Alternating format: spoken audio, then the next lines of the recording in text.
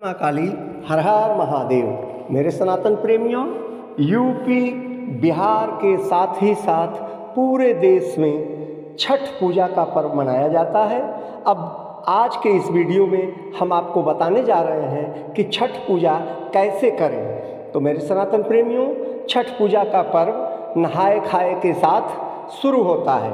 इस दिन घर की साफ सफाई की जाती है। सात्विक भोजन घर में 2-4 दिन पूर्व से ही बनाया जाने लगता है और आहार में पूर्ण सात्विक रूप से भोजन लिया जाता है। लहसुन प्याज तामसिक भोज्य पदार्थों का पूर्णतः परित्याग करना होता है और भोज्य पदार्थ वही बनाया जाता है जो लोग व्रत रख रहे हैं, वही लोग बनाते हैं। ध्यान रहे कि चूल्हे पर, यदि मिट्टी के चूल्हे पर बनाया जाए तो अति उत्तम है। संभव न हो तो गैस या स्टोव को ही अच्छे से साफ सुथरा कर, धोकर, पोंछकर और उस पर भोजन बनाना चाहिए। छठ का प्रसाद किसी भी तरह अत्यंत सफाई के साथ बनाया जाना चाहिए और यदि संभव हो सके तो छठ व्रत में जमीन पर ही शयन करना चाहिए। यह अति उत्तम होता है।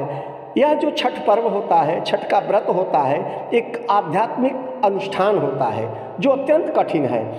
पहले दिन सायंकाल नदी या तालाब के किनारे जाकर बांस से बनी टोकरी, जिसमें सिंदूर, हल्दी, फल फूल, ठेकुआ, मालपुआ आदि का मिष्टान बनाकर और उसको भर लेना चाहिए।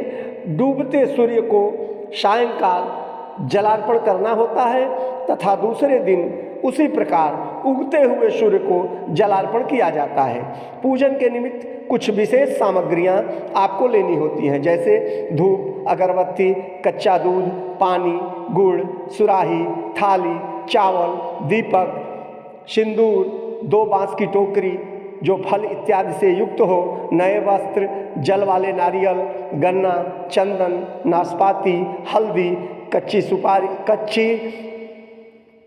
सुपारी अर्थात हल्दी जो है वो कच्चा होना चाहिए, अदरक का पौधा, लाल सिंदूर का पाउडर, यह सब ठेकुआ, मालपुआ, ये सब टोकरी में भर लेना चाहिए और विधि विधान से पूजन कर। ऐसी मान्यता है कि सर्वप्रथम महाभारत काल में या ऐसा माना जाता है कि कर्ण ने सूर्यदेव को जल चढ़ाने की परंपरा का शुरुआत किया था, परंतु कई धर्म ग्रंथों में यह पाया जाता है कि माता कुंती और द्रौपदी द्वारा व्रत रखने और सूर्योपासना कर जल चढ़ाकर व्रत तोड़ने का उल्लेख आता है।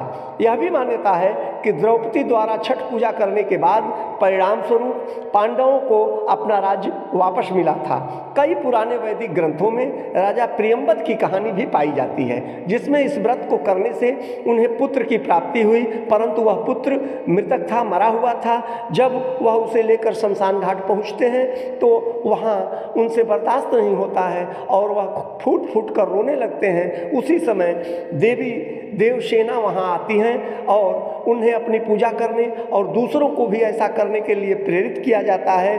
तदुपरांत राजा फिर पूजा पाठ उस देवी देवसेना का करते हैं, पुत्र की उनको प्राप्ति होती है और उसी समय से छठ पूजा मनाया जाने लगता है। यदि आपने अब तक इस वीडियो को लाइक और सब्सक्राइब नहीं किया है तो मेरे सनातन प्रेमियों, इसे सब्सक्राइब करें, लाइक करें और शेयर करें। जय माँ काली, हर हर महादेव।